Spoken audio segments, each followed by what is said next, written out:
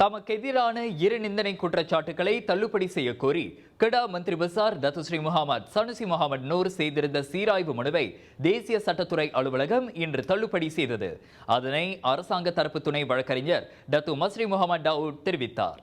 அந்த முடிவு இம்மாதம் 3ஆம் தேதி கடிதம் ஒன்று வாயிலாக சனுசி தரப்பு வழக்கறிஞருக்கு தெரிவிக்கப்பட்டு விட்டதாகவும் மஸ்ரி சொன்னார்.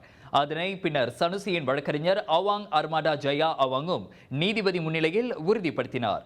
அதன் வாயிலாக சனுசிக்கு எதிரான வழக்கு விசாரணை இதற்கு முன் நிர்ணயிக்கப்பட்டதை போல ஜூலை 22, 23, 29, 30ஆம் தேதிகளிலும் ஆகஸ்ட் 5, 6, 9, 12, 13 மற்றும் 23ஆம் தேதிகளிலும் நடைபெறும்.